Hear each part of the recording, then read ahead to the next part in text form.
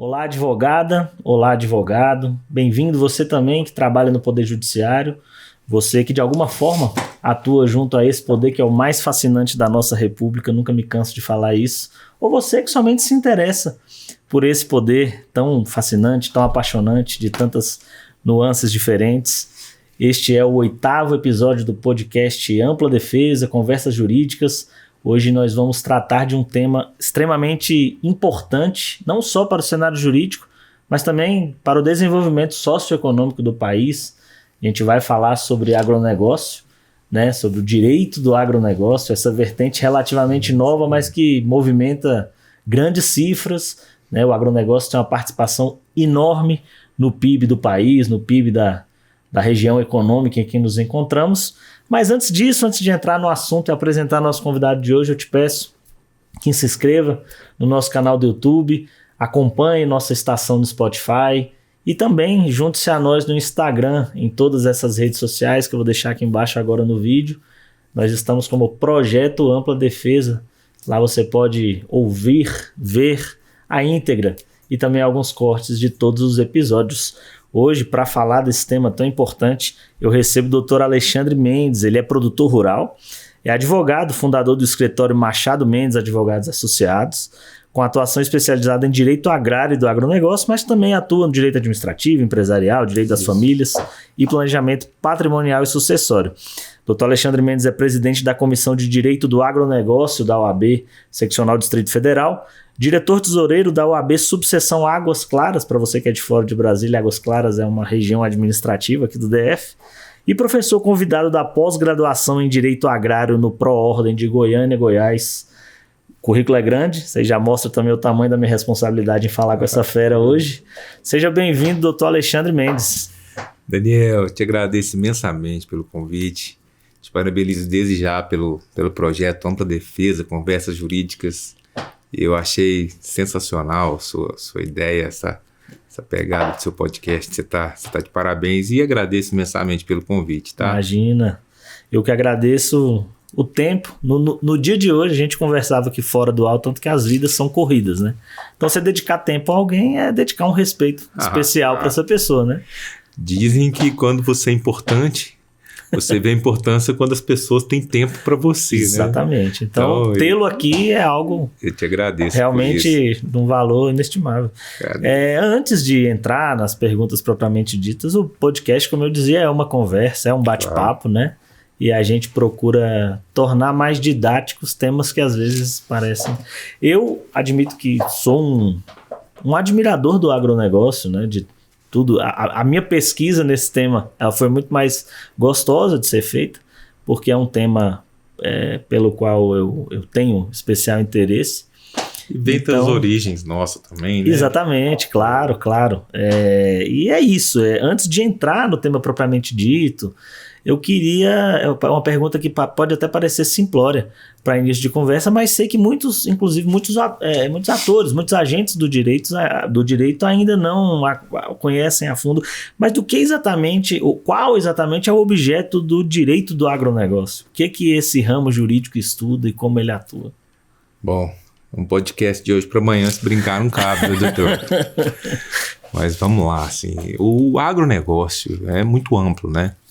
Nós temos aí primeiro, segundo, terceiro setor, que vai do produtor rural, da produção inicial ali, que a gente brinca que é a parte dentro da porteira, e tem a parte da agroindústria, e tem a parte do terceiro setor, que aí é a comercialização, toda a questão já final dos produtos do agronegócio. Então, assim, é um mundo que gira cifras que às vezes a gente até assusta, né? E quando nos deparamos com as publicações sobre o PIB do país e o quanto o agronegócio é grande e majestoso e forte, né, no nosso país, a gente vê o tanto que é robusto o nosso agronegócio, tanto que é importante e o quanto ao mesmo tempo cheio de detalhes, né? Então eu brinco que o direito do agronegócio vai praticamente em todas as esferas do direito, né? É um leque aí de questões. E apesar do agronegócio não ser, obviamente, por óbvio, um setor novo, desde os primórdios da civilização, talvez não fosse tratado como negócio, mas as atividades agrícolas, né, enfim, já existiam. Mas eu imagino que, como ramo do direito, ele é relativamente novo se comparado a outras áreas, né? E aí imagino que isso apresenta desafios jurídicos tanto para o advogado dessa área como para os produtores rurais, né? Sim, claro. Eu queria que o senhor falasse um pouco disso, já que atua diretamente nessa área. Vamos lá. Primeiro eu vou contar um pouquinho, se me permite, como é que eu cheguei à vontade. Nessa Perfeito. questão aí. Eu venho de 3 gerações, minha família, de produtor rural, né? Então, meus avós, meus bisavós eram pequenos produtores rurais, viviam do campo, da terra ali exploravam suas atividades, a sua subsistência. E meu pai mesmo era um de 17 irmãos, todos nascidos e criados na roça e tal, enfim. E eu e meus irmãos fomos criados também aí com grande proximidade no campo e decidimos, na época, sair para estudar. No interior, na nossa cidade, não tinha faculdade, enfim. E depois que nos formamos, começamos a trabalhar, eu e meu irmão também, meu irmão mais velho também, advogado, especialista em direito do agronegócio, coincidentemente. E acabou que fomos o útil ao agradável. Aquilo que a gente gosta, aquilo que a gente foi criado, a gente passou a exercer também na nossa profissão. E os desafios são vários. Qualquer canal de comunicação hoje, qualquer segmento, fala-se do agronegócio, né? Impressionante. E quando você conversa, esses dias eu indo no carro com meu filho mais velho, e conversando com ele sobre diversas coisas, e ele falando das coisas que produz na roça. Ele, papai, isso assim, sim. Eu falei, do agronegócio. E o arroz? Agronegócio. E aquela coisa que a gente compra no óleo no mercado? Agronegócio. Eu falei, filho, tudo que você me falar aqui é agronegócio. E ele foi falando um leque, assim, gigantesco de itens que ele lembrava do supermercado. E eu ia dizendo a ele que aquilo era do agronegócio, ou de algum derivado do agronegócio, aí ele ficou querendo me apertar.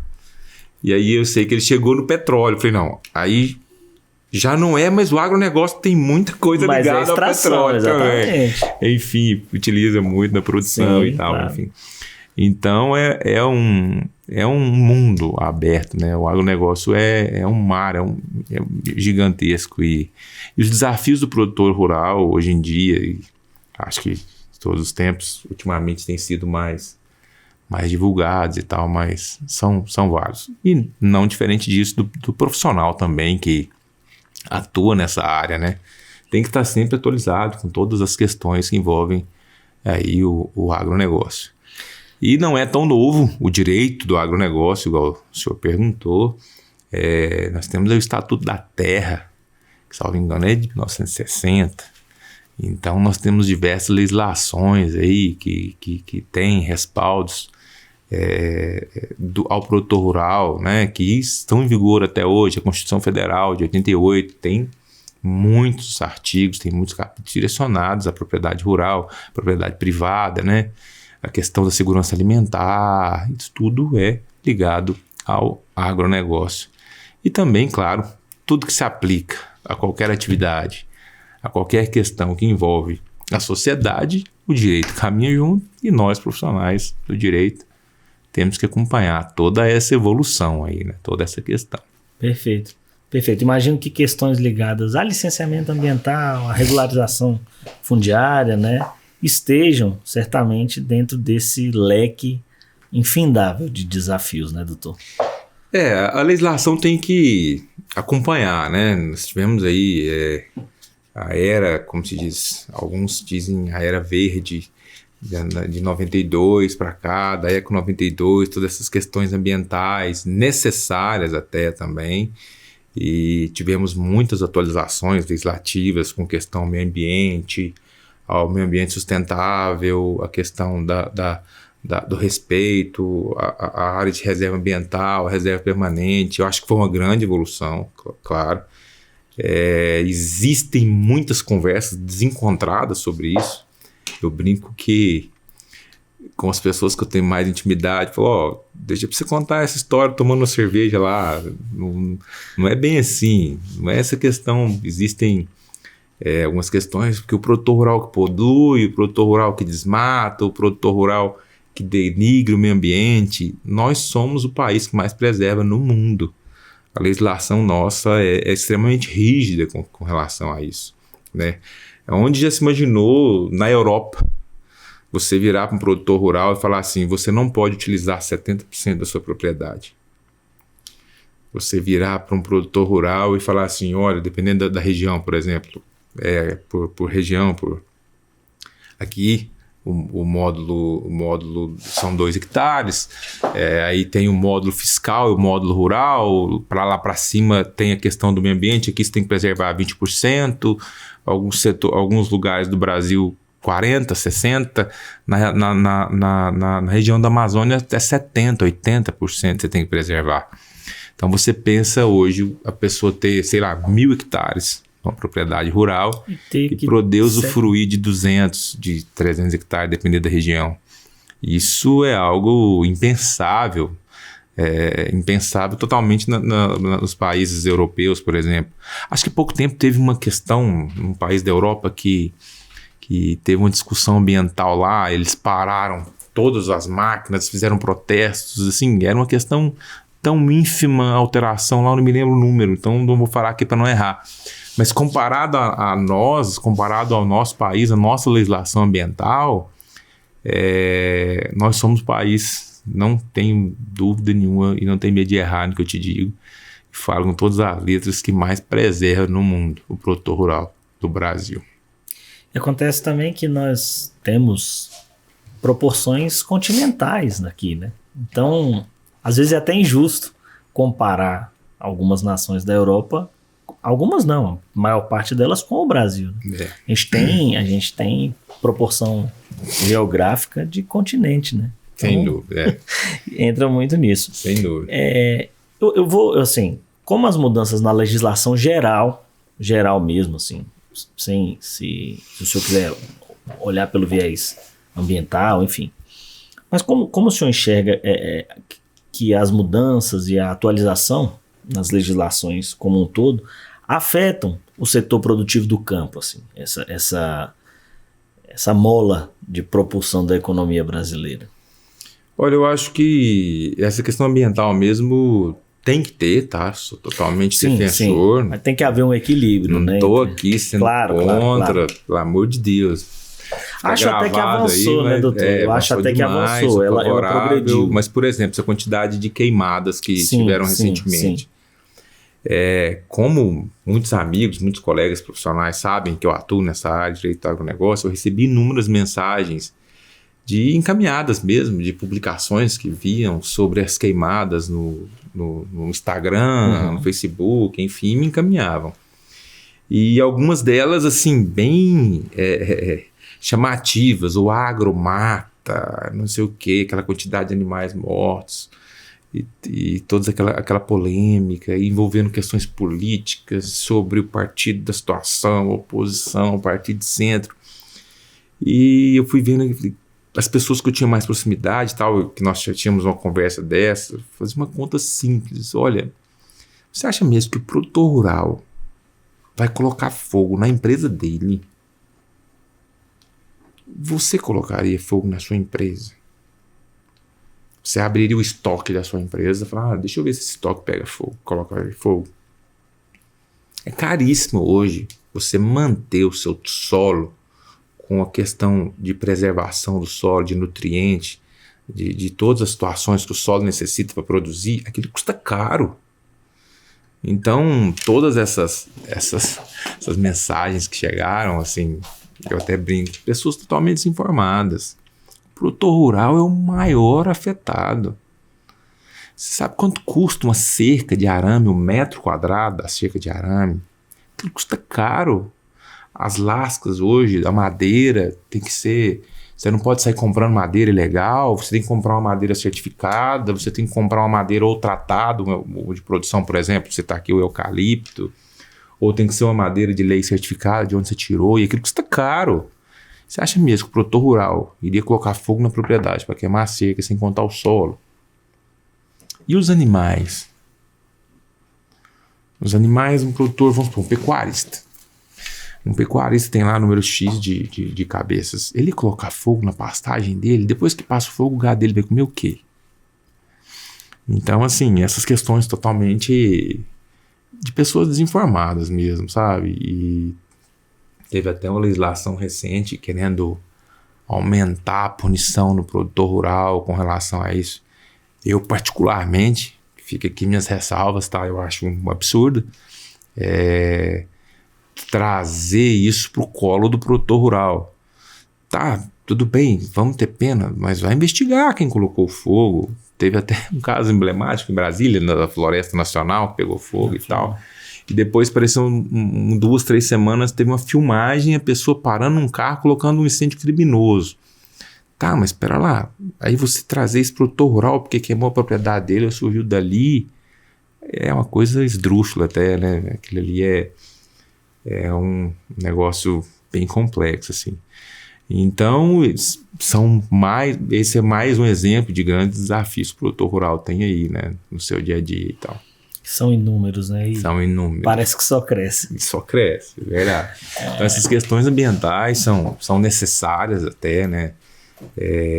Não existe produção sem o meio ambiente sustentável, tem que ter ali um meio termo, sim, concordo plenamente, mas a forma como é divulgada por aí, a forma como às vezes até a mídia vende ou divulga, eu acho um pouco distorcida, assim, precisaria de uns ajustes mais perto da realidade, do que realmente acontece, enfim. Mas isso é assunto para outras questões aí, né? Perfeito.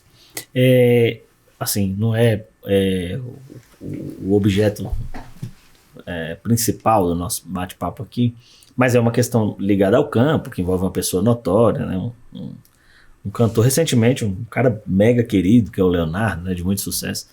E aí, recentemente, a gente viu o Leonardo envolto numa polêmica aí, muito mais trabalhista do que ligada ao campo em si, mas o Leonardo é conhecido também, né, além da música, enfim, do tom descontraído. Isso. Não parece uma pessoa mega agradável, assim, mas também pelas suas fazendas. É um cara que desde cedo, né, plantou tomate ali na região. Na sua história. Isso, na história dele, né? E aí, recentemente, o Leonardo envolvido numa polêmica devido a um arrendamento de terra, né? E aí, quando surgiu a oportunidade de conversar com o senhor aqui, eu pensei, poxa, eu vou perguntar assim, quais são os principais pontos de atenção? Acho que vale a gente, claro. O produtor, que o produtor deve ter em relação a parcerias, arrendamentos, né? Isso é importante. O que o senhor, como advogado, destaca nesse sentido? Daniel, é um assunto bacana. Eu não gosto de comentar assunto que eu não li o processo, enfim. Mas claro. Sem entrar no caso concreto. Mas vamos o que foi vendido aí pela mídia e tal. Isso, é onde a gente se baseia. Né? Bom, inicialmente, pelo que foi divulgado, parece que tem 2 propriedades rurais contíguas ali, propriedades de valores vultuosos, e uma delas foi arrendada, né? E teve uma fiscalização ali do Ministério Público do Trabalho, possivelmente por alguma denúncia, alguma questão assim. E esses fiscais foram até lá essa propriedade, pelo que eu me recordo, do que eu li na mídia, e lá analisaram diversas questões bem precárias relacionadas às questões trabalhistas, de higiene, do ambiente que estavam ali, enfim. Então vamos começar um pouco atrás. Ele depois foi falando que não era a responsabilidade dele, que ele havia arrendado e tal. Como é que seria para prevenir, para isso aí não acontecer? Vamos falar assim, né? Primeiramente, um contrato de arrendamento bem feito, né? Um contrato de arrendamento bem amarrado, bem organizado, qual a atribuição de cada um.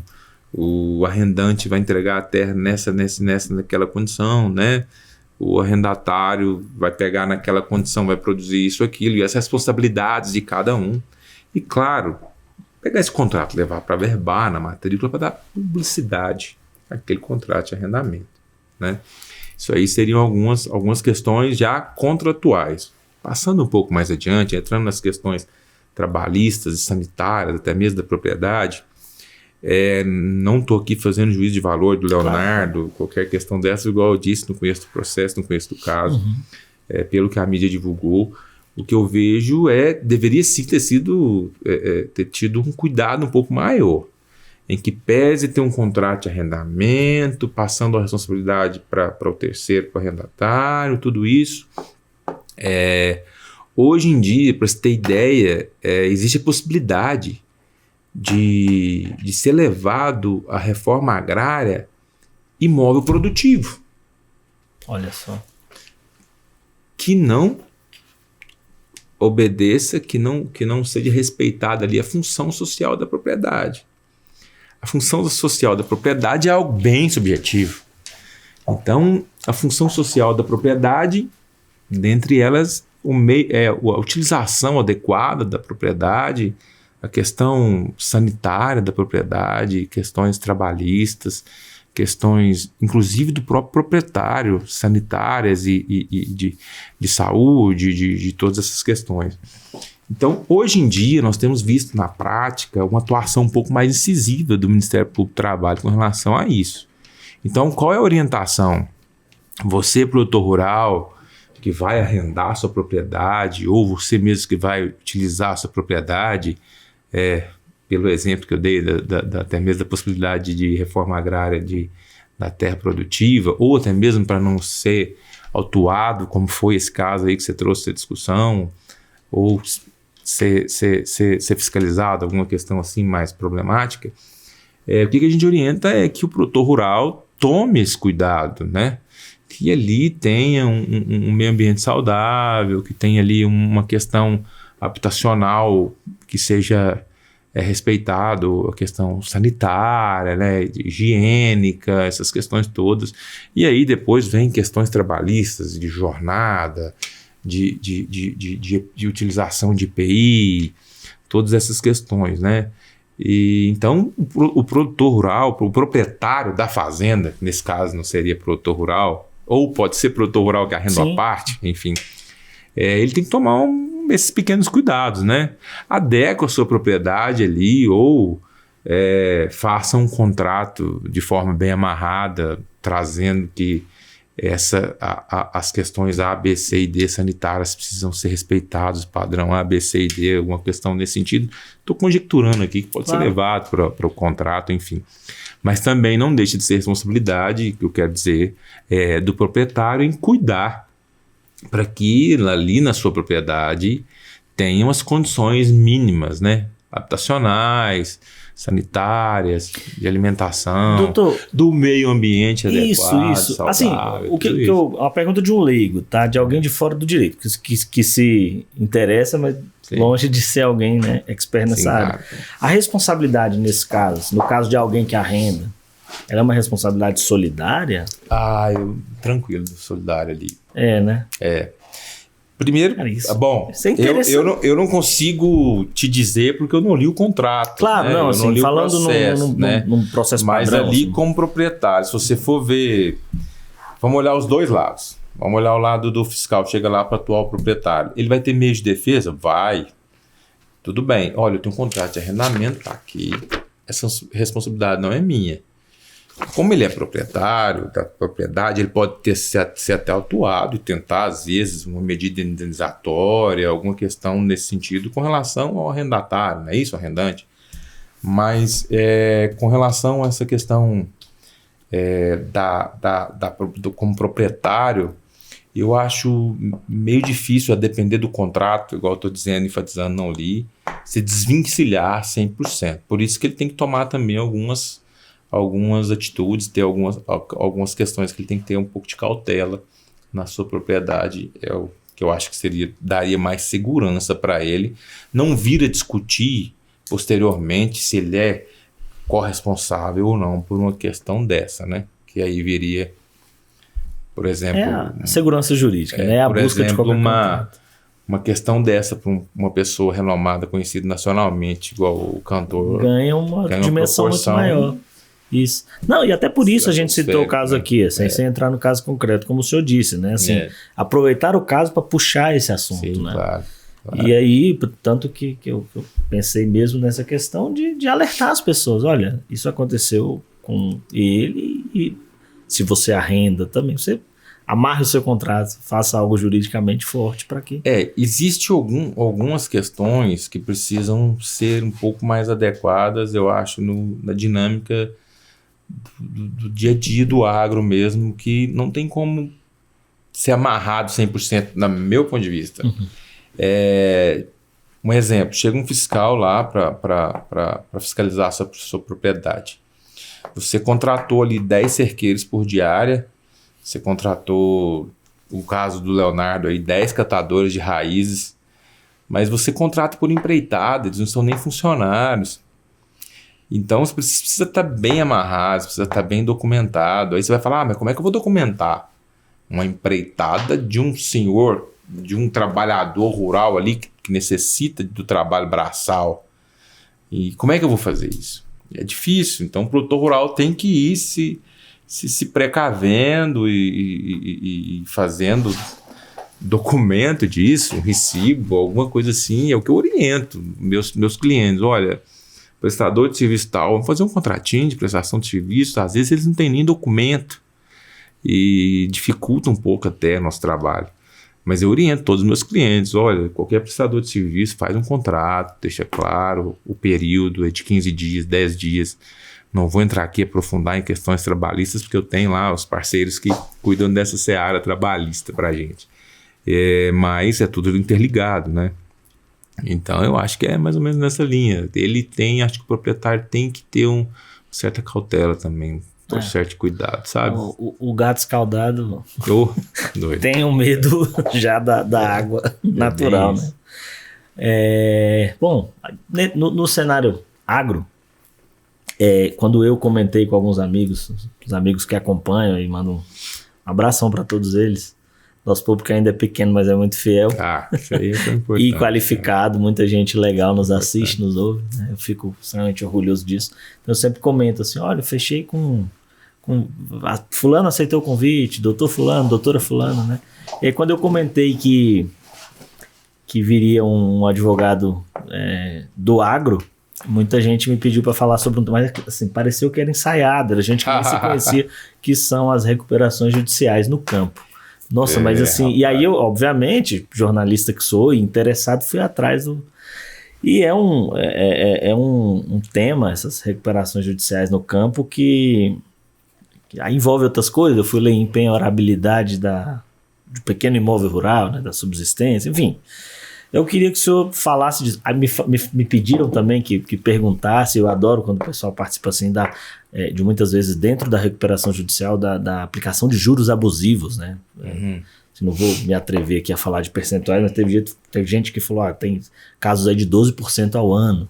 Então eu queria que o senhor falasse disso, porque eu sei que essa sim é uma área que você atua mesmo. É uma área que eu gosto. De testa, como se diz por aí, né? Bom, a recuperação judicial hoje é o que está mais em voga hoje no agronegócio, a recuperação judicial do produtor rural, né? Que está mais em divulgação, em mídias, em redes sociais, as pessoas falam nisso, só se discute isso. Isso para nós é muito bom, que atua na área. Eu não falo no sentido de captação, nada disso, eu falo de divulgação mesmo, do produtor rural saber que existe uma saída para ele. Vamos lá. A recuperação judicial vem da lei de falências, recuperação judicial, né, com as alterações da legislação em 2020 e 2021, permitiu-se a recuperação judicial do produtor rural, o ordenamento jurídico. Nossos legisladores alteraram a legislação, abrangendo isso, aumentando a abrangência e passando a contemplar aí o produtor rural com a recuperação judicial. Tem algumas nuances aí que precisam ser conversadas antes. Por que isso está tão em voga hoje? A recuperação judicial do produtor rural cresceu, acho que 520, não sei quantos % em 2024. E a tendência é que isso continue aumentando. Mas por quê, Alexandre? Existiu uma questão atual ligada ao agronegócio no ano 2023, 2024, De acordo com o CPEA, acho que tem um estudo que nos últimos 25 anos foi a maior perda de safra de milho e soja e commodities em geral. Foi uma das maiores dificuldades em produção de commodities. Então, assim, trazendo isso para a realidade do produtor rural que passa uma dificuldade financeira um ano, no outro ano e outro ano, ele precisa de uma alternativa. E a recuperação judicial nada mais é do que um remédio, uma super ferramenta para esse produtor rural continuar a sua atividade. Subsistir, né, doutor? Para ele sobreviver, para ele continuar ali a produzir. Eu brinco que várias pessoas do agronegócio citam esse exemplo. Eu queria ver qual empresário que tem coragem de pegar aí 2, 10 milhões de reais, enterrar no chão e ajoelhar, pedindo a Deus para mandar chuva, para que as commodities tenham um preço sustentável internacionalmente, para que tenha aí um lucro, pelo menos, né? Para que não haja uma flutuação tão prejudicial a ele e tal. Não existe segmento nenhum que faria isso. E o produtor rural é uma empresa a céu aberto, né? A gente brinca, mas produtor rural é só aquele que tem CNPJ, que é empresa a céu aberto. Toda atividade do produtor rural que produz agricultura, pecuária, hortifruti, qualquer que seja ela, ali é uma empresa a céu aberto, que giram cifras estrondosas, milionárias, né? Hoje, sei lá, vamos jogar aqui por alto. A produção de soja hoje por alto, aqui na região nossa, vamos supor, um exemplo, custa, sei lá, R$3.500 por hectare para produzir. Você vai trazer isso para a quantidade de saca de soja que dá, isso vai uma cifra alta só para produzir, né? Então, é oneroso pra caramba. E precisa de chuva e, enfim, do tempo e tal.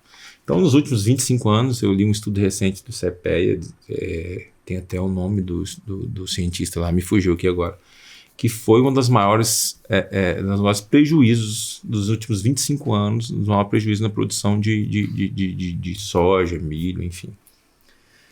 Então, trazendo isso para a realidade do produtor rural. O produtor rural precisa produzir. Ele precisa de dinheiro, porque tudo custa muito caro. Então, se ele tem uma constante, por exemplo, de quebra de safra, como é que ele vai continuar a produzir? Aí vamos trazer isso um pouco mais, vamos aprofundar um pouco mais isso. Como é que se entra com a recuperação judicial, quais os requisitos, e por que tanto se fala, né, da recuperação judicial? Primeiramente precisa ser analisado pelo produtor por meio de um profissional qualificado, especialista nessa área, a viabilidade ou não da recuperação judicial. Por que isso? Precisa ser feito todo um estudo da questão de fluxo dessa empresa, entre aspas, né, dos últimos anos, para ver a condição de pagamento. Eu, particularmente, Alexandre, no meu escritório, eu tento primeiro uma recuperação extrajudicial. Se não é possível, a documentação já vai estar mais ou menos orquestrada, né, já vai estar mais ou menos alinhada. A gente termina de cumprir os requisitos legais, que tem todo um rol lá de certidão, de documento na legislação, para se manejar a recuperação judicial. E aí a gente vai para essa segunda parte. Mas vamos voltar um pouquinho. A recuperação judicial com alteração da lei chegou até o produtor rural, equiparou o produtor rural a pequenas empresas de pequeno porte, e aí fala assim, mas o produtor rural, pessoa física, pode entrar, porque a empresa precisa ter no mínimo 2 anos de atividade empresarial para ela poder entrar com a recuperação judicial. E o produtor rural? O produtor rural precisa comprovar 2 anos da atividade rural. Ele vai lá na junta comercial, faz um registro na junta comercial do produtor rural, né? Passando pessoa jurídica, pode ter um dia que ele passou. Ele não precisa comprovar os 2 anos.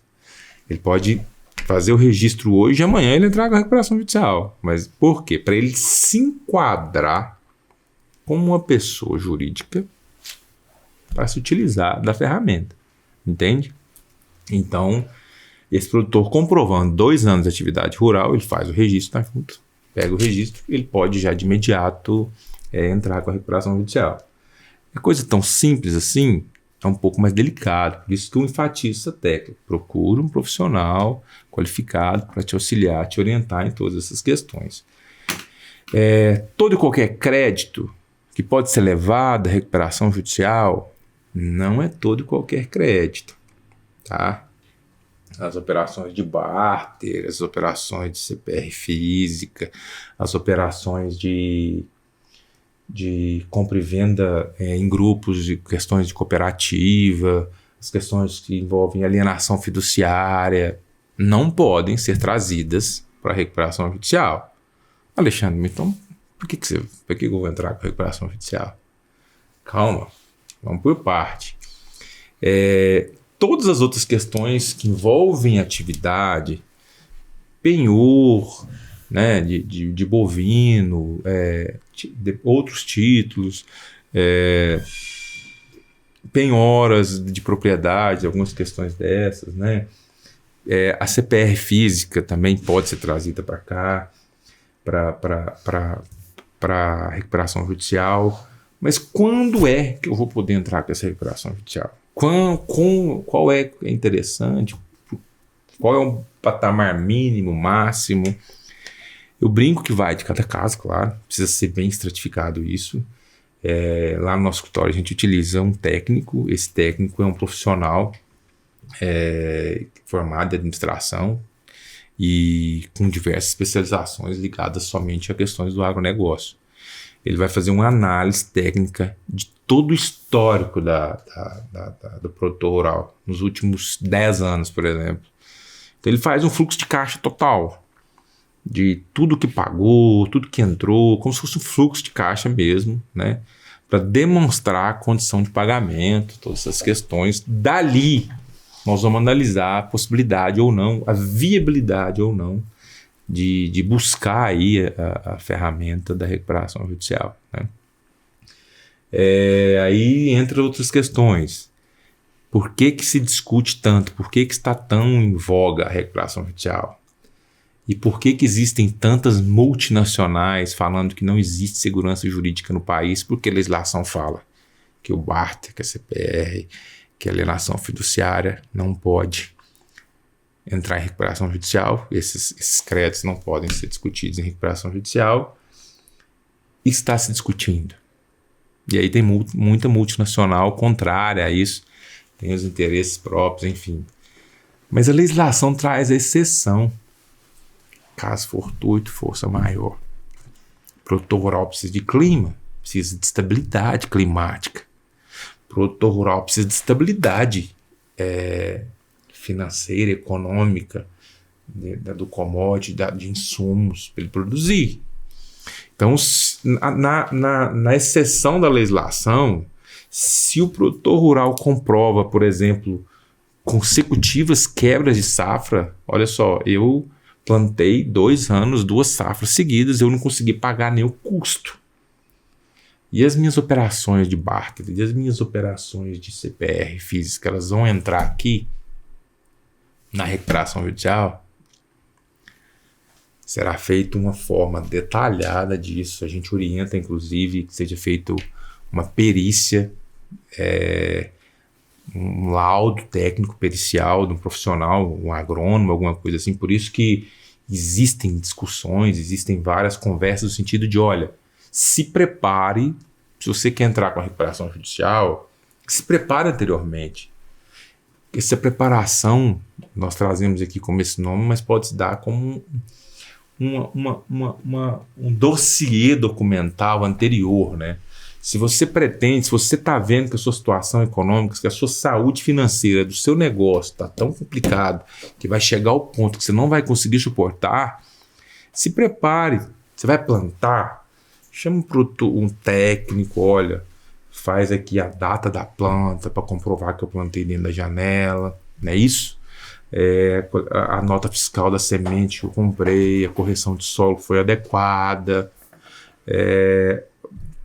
a utilização de defensivos foi A, B e C dentro do esperado.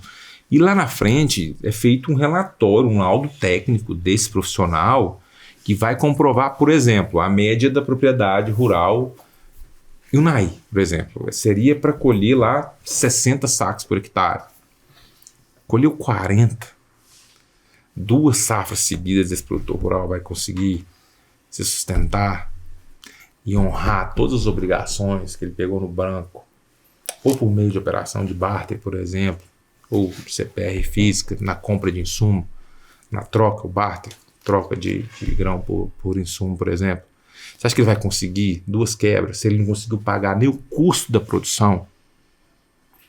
Então essas exceções hoje é uma super ferramenta para o produtor rural, para ele respirar, trazer isso para o judiciário, para se discutir.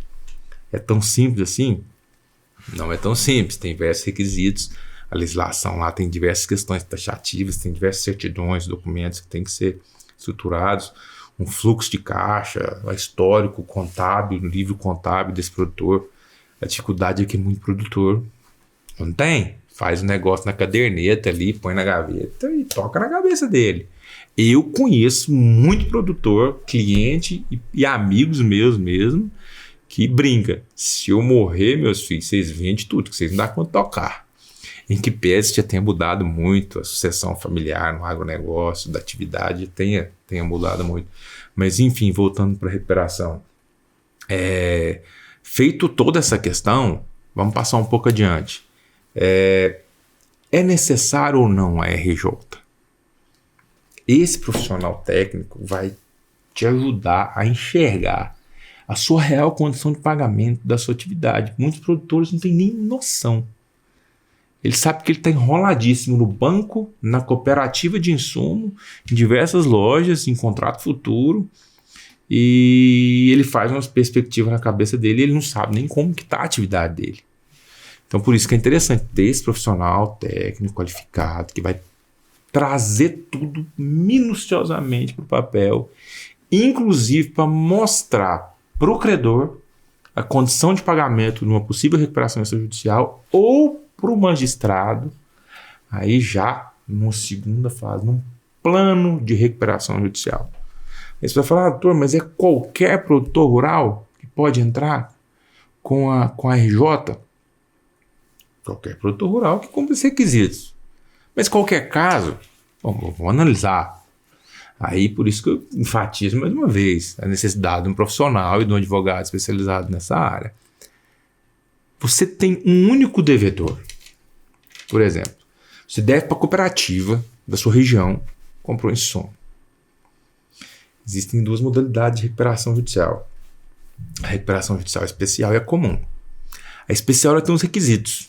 O juiz mesmo que vai determinar a forma de pagamento em 36 parcelas, vai suspender no período de 180 dias as execuções todas, mas os credores que não habilitarem, que não quiserem estar ali, eles continuam tocando as suas ações.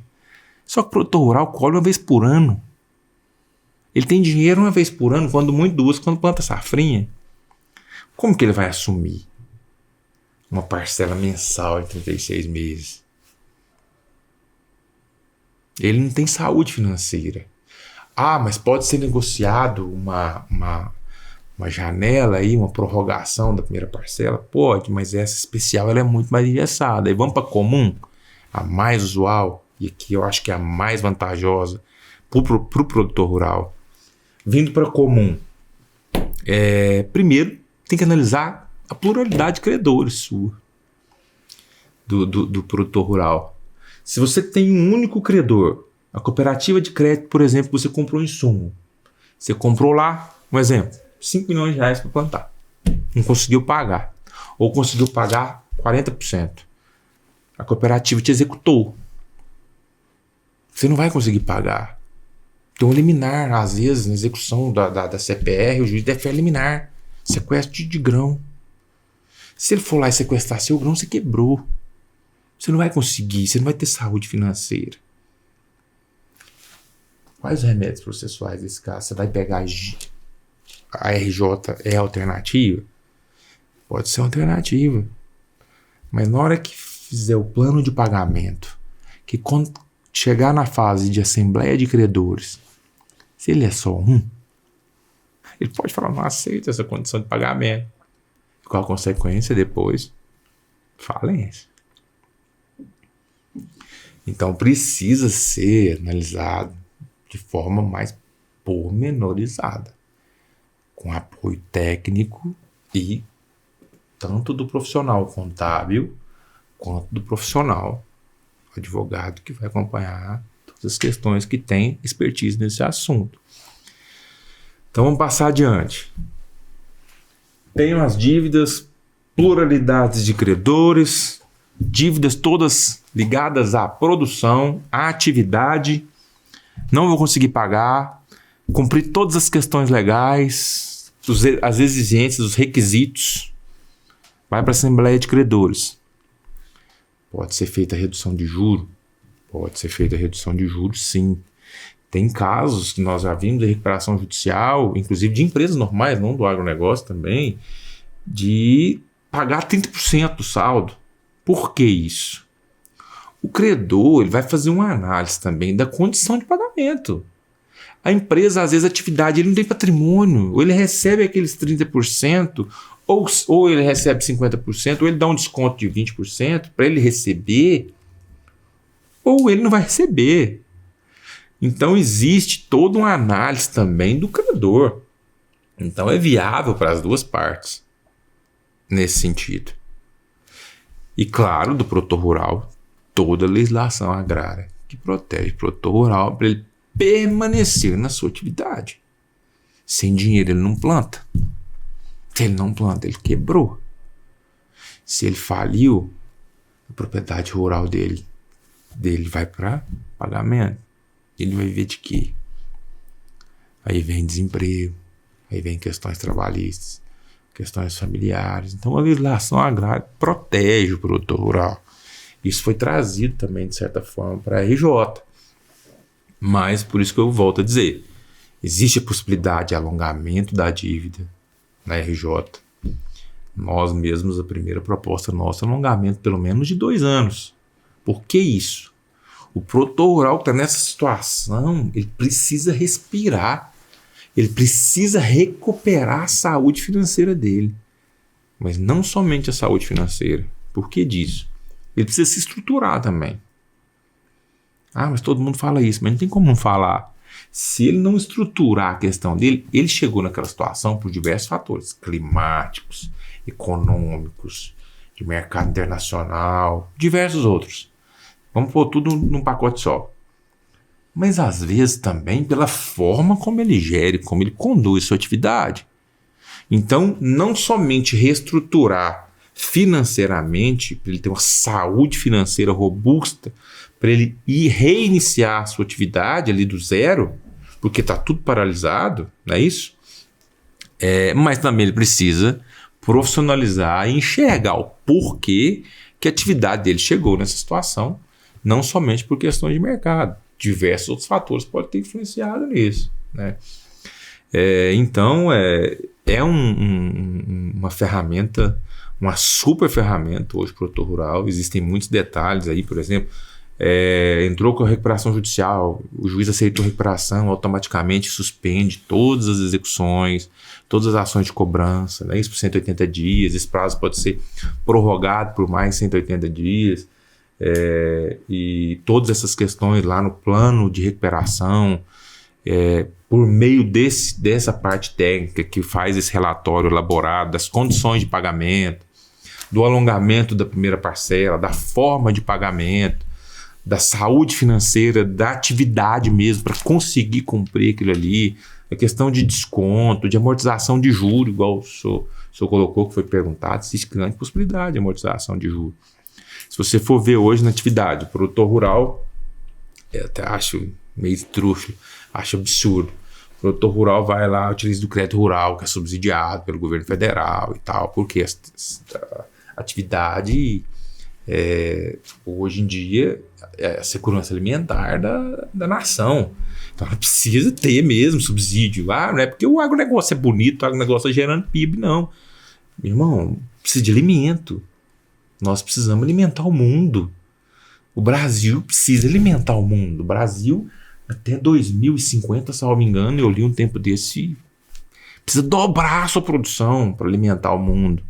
Era isso há uns 3 anos atrás, deve ter diminuído já essa porcentagem, enfim.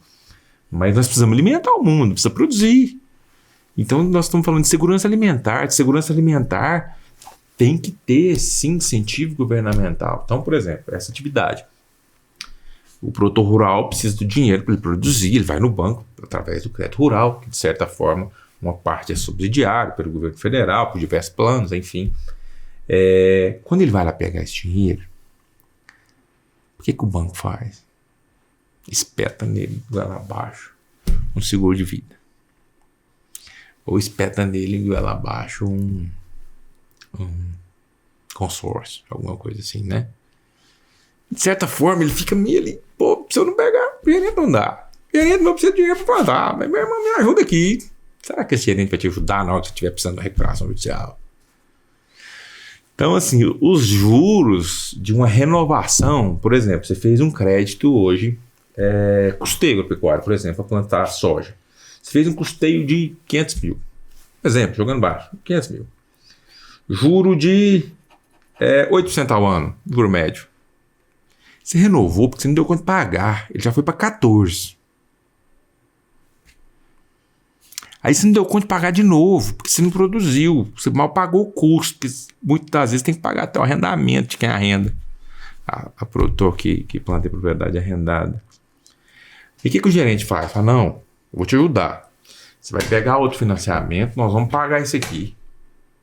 Só porque esses 500 mil passou com juro, vamos arredondar para 10% ao ano, para 510, por exemplo, 600, vamos supor, 550, né? Advogado não faz conta, vamos fazer conta rápida aqui. Passou para 550, desses 550 você prorrogou por mais um ano, foi para 600. Aí você pegou um outro para pagar os 600, que ele vai ter mais um juro de 10% ao ano, por exemplo, arredondando.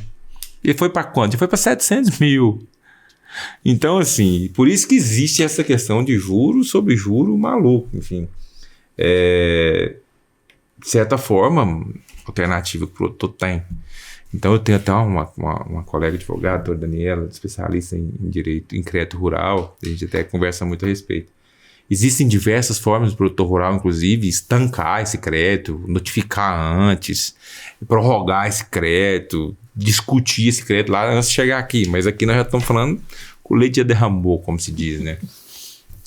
Então, são diversas questões aí que absurdo que chega no produtor rural e que ele chega nessa situação. Aí você vê, nos últimos 25 anos, da maior perda de produção, de safra. Aí fala, mas a soja, a safra 2022 foi R$200. Meu irmão, isso é igual a parte sazonal do boi. Sim. Tem o ciclo dela. Eu brinco, falo, meu parceiro, você não vai ver isso mais. Você não vai ver isso mais. Calma. Mercado internacional. Não estou aqui profetizando nada contra, não. Eu quero que suba e que o insumo fique baixo.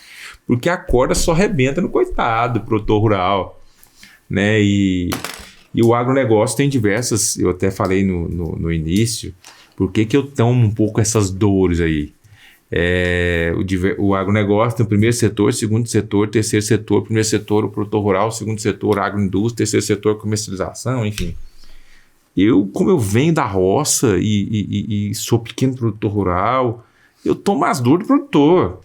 Sabe, eu admiro, respeito os colegas, tem até diversos colegas que trabalham em grandes empresas multinacionais, inclusive, mas eu não dou conta, mais forte que eu, a dor que dói é do produtor, sabe, é a parte mais vulnerável mesmo. Aí fala, produtor rural tá nadando no dinheiro, meu irmão, vai lá ver a vida do cara, não é assim tão simples. Aí eu brinco, às vezes o cara fala assim, produtor rural, você tá folgado. Meu amigo, eu tivesse folgado, igual os amigos falam que eu tô, meu irmão, tá feliz demais, né? Como se diz, a brincadeira, se o caboclo tivesse as namoradas que a mulher acha que tem, e o dinheiro que os amigos acham que tem, era o cara, né? Tava Enfim. bem demais. Então, assim, essa questão da recuperação judicial é uma baita ferramenta, precisa ser mais explorada. Eu acho que vai haver uma grande crescente. Desculpa ter fugido um pouco do assunto aqui, que é brincadeira, mas acho que vai ter uma grande crescente. É uma super ferramenta para o produtor rural, ele precisa utilizar disso. Mas tem todas essas nuances que ele precisa analisar. Existem outros remédios para o produtor rural também? Existem outras saídas. Eu brinco que o serviço do advogado hoje ele tem que ter uma pegada meio de resolver o problema do produtor. Você faz a administração do passivo, por exemplo. Você faz uma negociação, você faz, por exemplo, processo de execução, você embarga, você entra com exceção de pré-executividade, se já tiver perdido o prazo, você às vezes entra com ação anulatória para questionar um juro, uma multa, alguma coisa nesse sentido. Você precisa dar um respaldo para o produtor. Então você precisa achar uma alternativa. É só a recuperação judicial? Não é só a recuperação judicial, ela é uma baita de uma ferramenta, falando assim, mas existem outros remédios que precisam ser também estudados a cada caso. Eu não enquadro produtor rural. Desculpa, o meu crédito não é pulverizado, eu não tenho pluralidade de credores, eu não tenho uma dívida considerável, eu não vou quebrar mesmo, vou parar minha atividade. Produtor rural, você aguenta, como se diz lá na roça, você aguenta pancada de manhã, de tarde, de noite. Vai pra cima, moço, vamos resolver, procura advogado da sua confiança aí.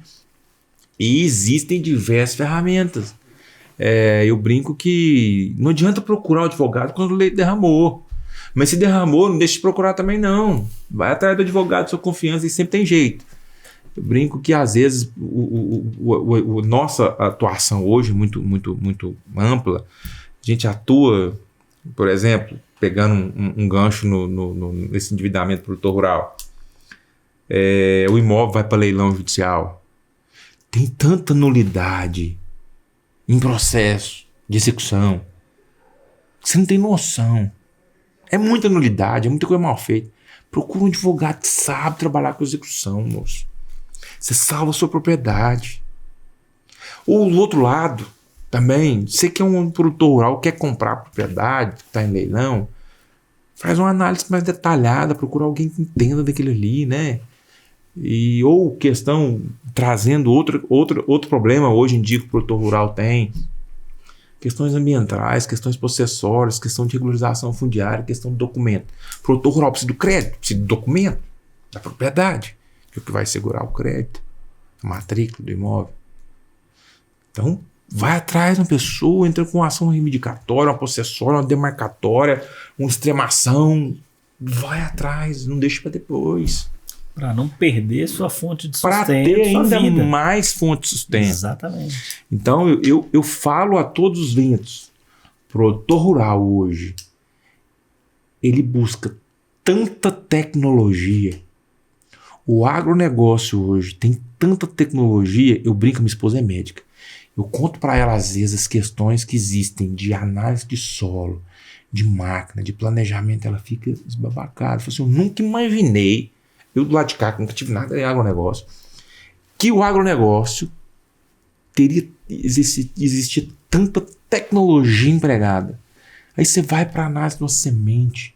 Você não tem noção da tecnologia desenvolvida numa semente, para uma cultura diferente, para uma praga diferente, para um defensivo, para alguma questão nesse sentido. É muita tecnologia. Então o produtor rural hoje, ele dorme e acorda buscando tecnologia para a sua atividade, para as máquinas, para tudo. Para quê? Para aumentar a produção. Só porque ele não consegue hoje, por incrível que pareça, isso tem mudado bastante, enxergar o advogado como um aliado dele. Inclusive para aumentar a sua produtividade, suas questões financeiras, no sentido de aumentar a sua renda. Tem diversas coisas, às vezes, que ele não enxerga. Eu brinco com meus produtores, os clientes são produtores rurais, eu gosto de sentar, tomar um café, E a gente que advoga em direito ao agronegócio, eu falo também todas as vezes. A gente já tinha andando no carro com uma botina, com um chapéu e uma calça, alguma coisa assim, porque da hora que você tá aqui, você já tem que ir pro campo. Então você senta com o produtor rural para tomar um café e comer um pão de queijo ali, conversar. Você começa a familiarizar quando você quebra a primeira barreira, que o produtor rural ele ainda é muito retraído, principalmente aqueles patriarcas mais conservadores, né? Que o advogado é uma figura ali, muitas das vezes não muito bem visto, né? Então isso precisa mudar. Ele precisa começar a enxergar o advogado como um grande aliado para a sua produção, para a sua atividade, para ter ainda mais lucro, não é isso? Então, desculpa, eu falo demais, às vezes não estou nem te dando. Qual advogado não fala? O advogado tem que falar e aqui a estrela é o senhor. Eu quero muito agradecer mesmo de coração, como nós dissemos. Haveria papo aqui para muitas e muitas horas de prosa. Eu quero agradecer mais uma vez, reiterar a disponibilidade do tempo e de vir aqui dar uma aula. Recuperação judicial, então. Eu já estou pensando em convidá-lo novamente para a gente fazer um podcast só sobre isso. Cara, estou à disposição. Nos bastidores a gente conversa. Mais aprofundado. Exatamente, o tempo sempre é exíguo. Então, agradeço mais uma vez. Quero a você que ficou conosco até agora. Acho que se sente, assim como eu, diante de uma aula de direito do agronegócio. Peço que se inscreva novamente, se inscreva no nosso canal, acompanhe nossas redes sociais, no Instagram, no Spotify também, Projeto Ampla Defesa, Conversas Jurídicas. A ideia é exatamente essa, promover conversas jurídicas de um modo didático e descomplicado. Muito obrigado, doutor Alexandre Mendes, seu recado final. Eu que agradeço, eu agradeço demais, parabenizo mais uma vez pelo projeto e conte conosco, estou à disposição sempre. Eu acho que o direito do agronegócio, eu sou um entusiasta mesmo, tem que ser divulgado, tem que ser falado, tem que ser conversado e tem que ser difundido, sabe? Na minha comissão a gente trabalha, eu falo minha comissão, está presidente. A nossa comissão, ela trabalha assim, ela voa, o pessoal adora a comissão e a gente tem feito um trabalho bem bacana. E é isso, qualquer dúvida também, estou aí nas redes sociais e o Machado Mendes Advogados também está aí sempre à disposição, qualquer dúvida, qualquer questão ligados ao agro, conte com a gente, estamos sempre à disposição. Muito obrigado, até uma próxima, tchau, tchau. Até logo.